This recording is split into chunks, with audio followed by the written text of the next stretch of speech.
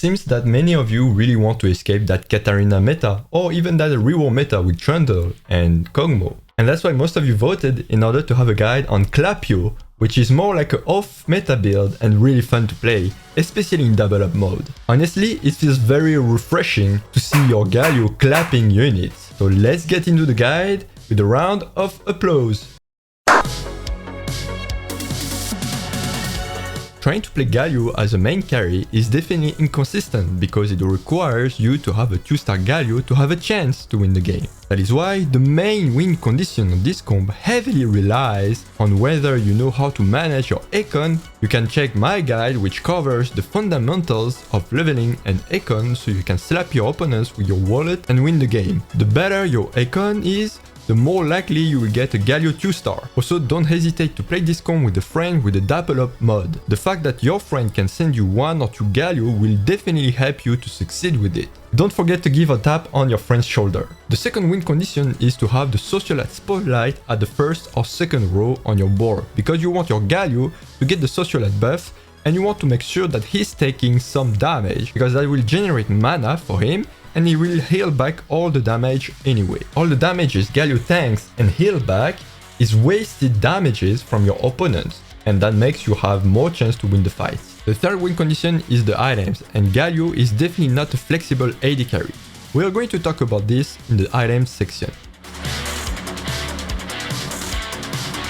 The core comp you want to play is like this, and if you didn't get any additional socialite with an augment or an emblem. Honestly, Orianna and Blitzcrank are here to complete some synergies and provide some utility as well, but these two units are very flexible and you can decide to add Yuumi and Janna, who also provides utility and CC. If you don't need to have all 3 socialite units thanks to an augment or an emblem, or if you are level 9 with an insane amount of gold, then you can play this P-Back comp, which will probably make you get a top 1. You can just replace Janna for Taric to get 3 socialite if you don't have an augment, but you still manage to get level 9. Alright, I'm going to say this. You don't play Clapio because you want to. You play Clapio because Galio wants you. It means that you will play your game as if you wanted to play Jhin, Urgot or Yone, and you will play strong board from early game to mid game to late game. If you want to step up your early game, you can check this guide where I give you simple methods to apply and strong milestones to reach in order to have better early games. My favorite strategy is to slam defensive items such as Warmogs, Bramble Vest, Sunfire or Iron Spark and play around your 2-star tanks for the early game. Then you can start building Renan's Hurricane or Infinity Edge and play around your mid-game carries such as Samira, Trundle or Shaco. Don't forget to roll at level 6 or 7 in order to have mainly 2-star units on your board. It's important to always have a strong board, otherwise you will just lose too much HP and you won't even be able to reach Galio. When you roll at level 8 to play Jhin, Yone or Urgot like you originally planned, you have multiple choices. First scenario, you manage to find your main carry at 2 stars without spending so much, and so you can save up your gold and push level 9 in order to have high chance to find Galio. This is the most ideal situation. Or the second most ideal situation is that you manage to find 2-star Galio at level 8, and that's really high roll, so you might want to transition your setup to the Clapio setup immediately. The third scenario is when you didn't manage to find your main carry or Galio at 2 stars. Honestly, it's wiser to stick to your focus carry because at this point you just want to save your game as much as possible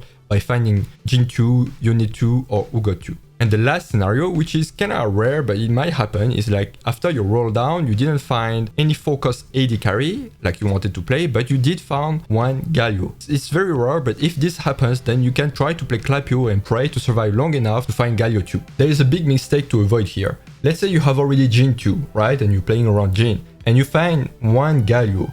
Never sell your Jhin 2 for Galio 1 because you will make your board so much weaker that it's going to be so hard actually to survive the late game and find Galio 2. Instead, keep your Galio in your bench, play your Jhin, play strong board and roll or push level 9 until you find Galio 2 and then you can start to switch. I think it's really important to emphasize Galio's innate raw stats. Because he's a Colossus and he takes 2 spots, his base HP, AD and defensive stats are boosted to the roof. For instance, a 2-star Galio has more AD, more HP, more defense and more DPS than a 3-star Urgot, and they both have the same attack speed. The difference is that Urgot has an offensive spell and not Galio, but the latter can still deal AoE magic damage when he crits. That is why Galio really likes damage amplification rather than damage addition. The crit damage build is going to maximize his DPS to the fullest, and that is why these items are high on the item tier list. Note that you can decide to trade a bit of DPS in order to have one great defensive item on him like Brumblevest. Obviously, any sustain item on Galio is worthless because he already has sustain through the Socialite buff. If you play like me and you like to stack defensive items from the early game, then Sion will be the great holder. Because when Galio is going to take off, all the aggro will switch to your Sion, so he better be tanky if you don't want him to die instantly. Then you will try also to find 1 or 2 great items for Seraphine. Ideally, you want Archangel's Staff, Shojin and Morello, because the fights are going to be so long, so you'll get a lot of value from these items. But honestly, don't be too picky, because you already used your items priority for Galio and Sion.